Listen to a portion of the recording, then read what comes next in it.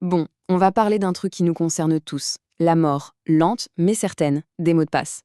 Et ce qui va les remplacer, ce n'est pas un code encore plus compliqué, non, non, c'est quelque chose de bien plus intime, c'est nous, notre propre corps. On dirait un scénario de film de science-fiction, hein. Se réveiller, jeter un œil à son écran et hop, instantanément avoir accès à sa banque, à son travail, à ses messages, sans avoir à taper quoi que ce soit. Eh bien, ce futur, il n'est pas si lointain. En fait, il est déjà en train de se construire sous nos yeux. Mais alors, pourquoi est-ce que ce changement est si nécessaire? Pourquoi maintenant? La raison, elle est toute simple. Le système sur lequel on s'appuie depuis des décennies est complètement à bout de souffle.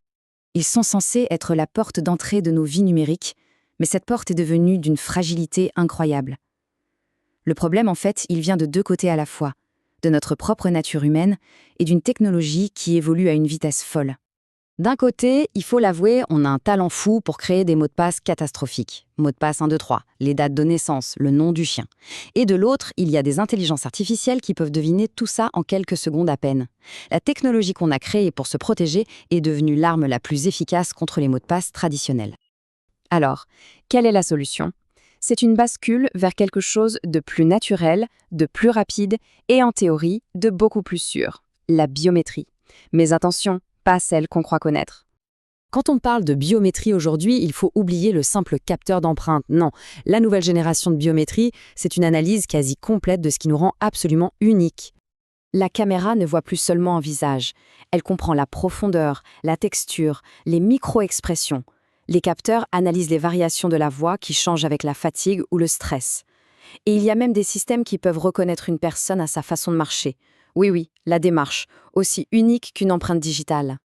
Et puis il y a ce concept qui est juste fascinant, la biométrie comportementale.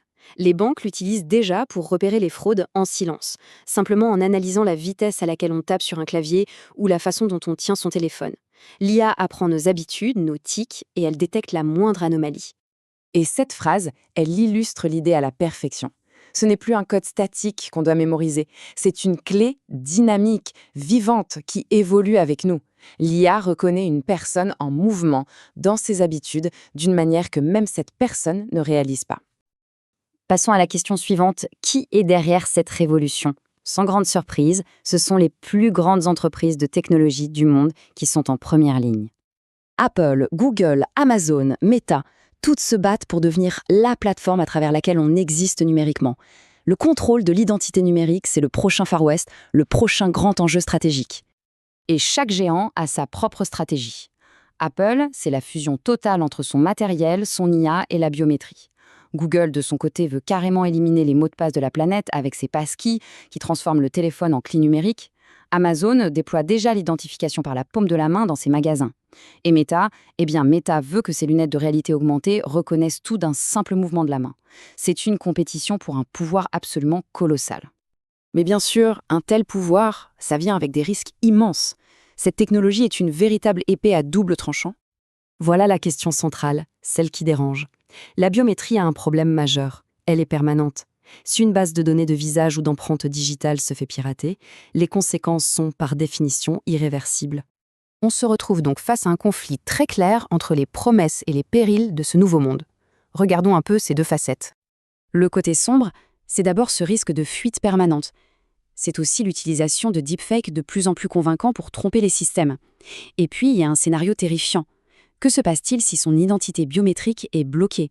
Est-ce qu'on cesse d'exister numériquement? Mais le côté lumineux, il est tout aussi puissant. Une biométrie bien conçue est bien plus sécurisée que n'importe quel mot de passe imaginable. L'authentification devient instantanée, naturelle. Payer d'un regard, entrer dans un lieu simplement en marchant, c'est une vraie forme de libération au quotidien. Alors, comment on navigue dans tout ça? La première chose à accepter, je crois, c'est que ce changement va avoir lieu, qu'on soit prêt ou non. Le vrai débat, ce n'est donc plus de savoir s'il faut faire cette transition, mais plutôt comment la gérer. Le système des mots de passe est tout simplement trop fragile pour le monde hyper connecté dans lequel on vit. La voie à suivre, elle exige trois choses. Premièrement, une responsabilité gigantesque de la part des entreprises qui vont gérer ces données. Deuxièmement, une transparence totale sur la manière dont nos identités sont utilisées et protégées. Et troisièmement, de nouvelles lois, des limites claires, pour s'assurer que personne ne puisse être enfermé dehors de sa propre vie. Ce futur sans mot de passe, il est déjà là. La technologie ne s'arrêtera pas. La vraie question, au fond, n'est pas de savoir si nous allons y entrer, mais plutôt quelle part de nous-mêmes sommes-nous prêts à céder pour en franchir la porte.